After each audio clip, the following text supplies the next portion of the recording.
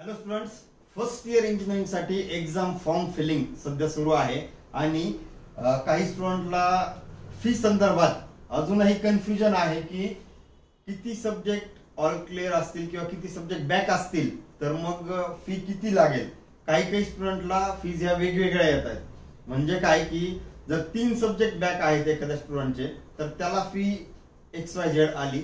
दुसऱ्या विद्यार्थ्याचे पण 3च सब्जेक्ट बॅक आहेत पण त्याला वेगळीच फी येते. असं व्हायला नको. तर जी काही दिलेली डेट आहे त्या डेटच्या आत तुम्ही जर फॉर्म भरला तर लेट फी सुद्धा लागत नाही. आता इथं वेगवेगळ्या फी दिलेल्या आहेत. या व्हिडिओच्या माध्यमातून जे तुमचं कन्फ्युजन आहे की एक्झॅक्टली ऑल क्लिअर सब्जेक्टला किंवा 1, 2, 3 सब्जेक्ट जर बॅकलॉग असतील तर किती फीज यायला पाहिजे, ठीक आहे, किंवा आलेली आहे हे आपण ह्या व्हिडिओच्या माध्यमातून बघणार आहोत. तुम्हाला जर त्या रेंजमध्ये फी असतील तर तुम्ही फॉर्म सबमिट करा. जर फी मध्ये खूप व्हॅरिएशन होत असेल तर मग तुमच्या एक्झाम कोऑर्डिनेटरला कॉन्टॅक्ट तुम्हाला करायचा आहे आणि मग नंतर पुढची प्रोसेस करायची. ओके, आता तुम्ही जर बघितलं तर 1100 किंवा 1385, 1525 अशा वेगवेगळ्या टाईपच्या फीज या तुमच्या एक्झाम फॉर्मच्या सेकंड पेजवर प्रिंट झाल्यात किंवा डिस्प्ले झालेल्या आहेत. ओके, तर आता आपण 1 बाय 1 बघूया. हे जे तुमचं कन्फ्युजन आहे की फी एक्झॅक्टली किती पाहिजे तर ते कन्फ्युजन या व्हिडिओच्या माध्यमातून कदाचित दूर होईल. ठीक आहे, 1 बाय 1 आपण बघूया. ठीक आहे, आणि या व्हिडिओमधून मी हे सांगणार आहे की फी मॅक्झिमम मुलांना कशा डिस्प्ले झाल्यात, त्या फी चुकीच्या आहेत की बरोबर हे नाही. हे सब्जेक्ट नुसार व्हॅरी होईल, बॅकलॉग सब्जेक्ट नुसार व्हॅरी होईल.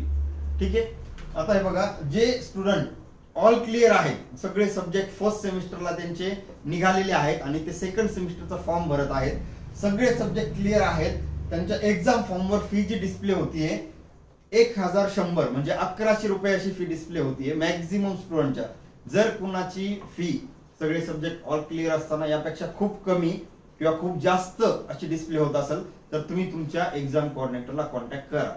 ओके, तर ऑल क्लिअर स्टुडंट जे आहेत तर त्यांच्यासाठी फी जी असेल ती तुमच्या फॉर्मवर आलीचे हे सेकंड पेज आहे एक्झाम फॉर्मचं, तर 1100 अशी फी डिस्प्ले व्हायला पाहिजे. ठीक आहे, तर ज्या स्टुडंटचे प्रिव्हियस म्हणजे सेमिस्टर 1चा एक सब्जेक्ट बॅकलॉग असेल, ठीक आहे, त्यांना फी जी आहे ती 1385. एक सब्जेक्ट जर बॅकलॉग असेल तर. ठीक आहे, हे जे मी सांगतोय ते म्हणजे चूक किंवा बरोबर असं नाही. हे मी जे डिस्प्ले होतीये मॅक्झिमम स्टुडंटच्या फॉर्मवर ते इथं तुम्हाला सांगतोय. तर एक सब्जेक्ट जर बॅकलॉग असेल तर 1385 अशी फी असेल. ठीक आहे, आता यामध्ये तुमची एक्झाम फी आहे, त्यानंतर कॅप फी असेल, स्टेटमेंट ऑफ मार्क फी असेल, जे काही आहे अशी सगळी फी इन्क्लूड होऊन ती फायनल अमाऊंट येईल. ज्या स्टुडंटचे सेमिस्टर 1ला 2 सब्जेक्ट बॅक आहेत अशा मॅक्झिमम स्टुडंटला 1525 अशी फी तिथे डिस्प्ले होते आहे. ओके,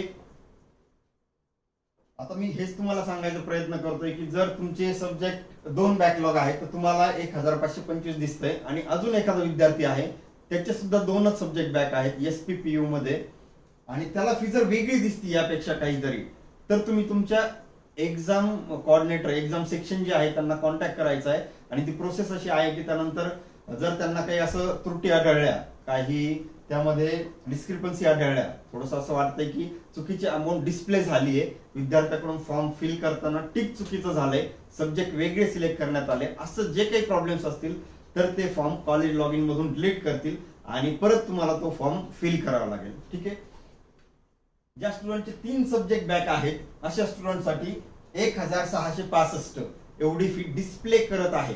म्हणजे हे आता सॉफ्टवेअर जे आहे ना, तुम्ही सब्जेक्ट जसे टिक करता त्यानुसार ते सॉफ्टवेअर ते तुमची फी कॅल्क्युलेट करून डिस्प्ले करत असतं. ओके, 3 सब्जेक्ट ज्यांचे बॅकलॉग आहे त्यांना ही फी 1665 अशी डिस्प्ले होती आहे. ठीक आहे, ज्यांचे 4 सब्जेक्ट बॅकलॉग आहेत, ठीक आहे, तर त्यांना जी फी डिस्प्ले होतीये इथे मी थोडंसं झूम केलेलं आहे, 1805 एवढी फी तुमच्या एक्झाम फॉर्मवर प्रिंट झालेली असेल.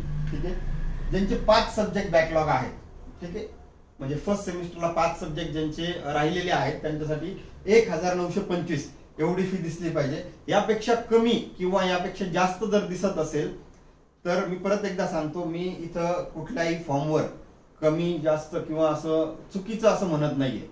सब्जेक्ट नुसार कदाचित ते व्हॅरी होईल पण तुम्ही तुमच्या एक्झाम कोऑर्डिनेटरला कॉन्टॅक्ट करायचा आहे. कारण असं आहे की जर सेम सब्जेक्ट बॅक आहे, समजा 5च सब्जेक्ट बॅक आहेत, एका विद्यार्थ्याला ही फी दिसते आणि दुसऱ्या विद्यार्थ्याला खूप कमी फी दिसते, तर मग ते व्हेरिएशन असेल आणि कदाचित युनिव्हर्सिटी मधून तुमचा फॉर्म जो आहे परत कॉलेजकडे पाठवले जाईल, तुम्हाला परत तो फिल करावा लागेल. अशा काही गोष्टी होऊ शकतात. म्हणून मग या ज्या फी आता तुम्हाला डिस्प्ले करतो इथे पहा, सब्जेक्ट वाईज आहेत. ऑल क्लिअर सब्जेक्ट 1100 रुपये, 1 subject back 1385, with 2 backlog subject 1525, 3 सब्जेक्टला 1665, 4 सब्जेक्टला 1805 आणि 5 सब्जेक्टला 1925 अशा डिस्प्ले व्हायला पाहिजेत. आता हे डिपेंड करायला, एखाद्या कॉलेजचे सब्जेक्ट जर थोडेफार व्हॅरी असतील किंवा त्यांनी कुठला सीसीचा सब्जेक्ट वेगळा कुठला घेतला असेल, अजून काही जर गोष्टी असतील, तर त्या केसमध्ये या व्हॅल्यूज मध्ये मायनर व्हॅरिएशन असेल किंवा कदाचित नसेलच. ठीक आहे. तर हे तुम्ही तुमच्या कुठलीही प्रोसेस, या पुढची प्रोसेस करत असताना तुम्ही तुमच्या ऑफिसमध्ये किंवा एक्झाम सेक्शन मध्ये कॉन्टॅक्ट करायचाच आहे. त्यानंतरच तुमचा फॉर्म परत भरायचा आहे की नाही हे डिसिजन घ्यायचं आहे. ठीक आहे.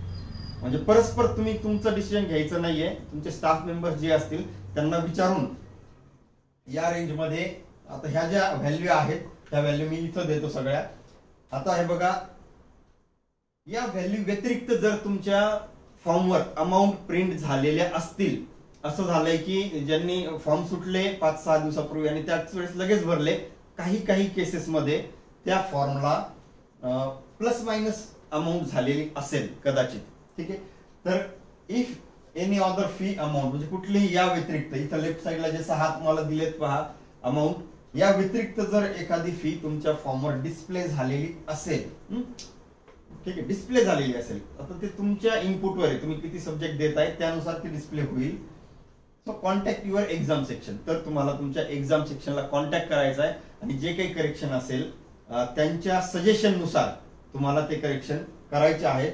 म्हणजे हा व्हिडिओ यासाठीच इथं घेतोय की आज बरेचसे विद्यार्थी आले होते आणि सेम सब्जेक्ट, म्हणजे दोन विद्यार्थ्यांचे जर 3 सब्जेक्टच बॅक आहे, पण दोघांनाही वेगवेगळ्या फीज तिथं शो करत होतं.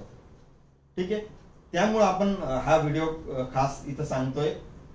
आणि पुढची प्रोसेस कंप्लीट करण्याआधी तुम्ही इथं जसं मी म्हटलंय की तुमच्या स्टाफचं, ऑफिसचं, एक्झाम सेक्शनचं गायडन्स किंवा सजेशन तुम्हाला घ्यायचं आहे.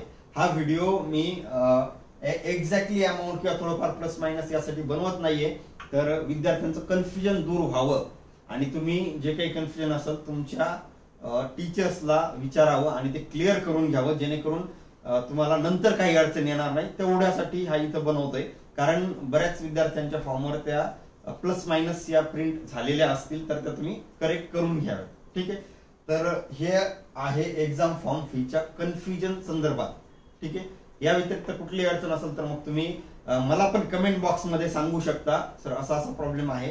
त्यावर जर काही करेक्टिव्ह ऍक्शन निघाल्या या एक्झाम कोऑर्डिनेटरशी कॉन्टॅक्ट करून, तर मग मी त्या करेक्टिव्ह ऍक्शन परत एकदा व्हिडिओच्या माध्यमातून घेऊन यायचा प्रयत्न करेल आणि तुम्ही तुमच्या एक्झाम कोऑर्डिनेटरशी कॉन्टॅक्ट करून त्यांचं सजेशन घेऊन मगच पुढची प्रोसेस करताल. तोपर्यंत तुमचा फॉर्म तुम्ही डिलीट करायचा नाहीये, रिमूव्ह करायचा नाही किंवा काही चेंजेस करायचे नाही त्याच्यामध्ये.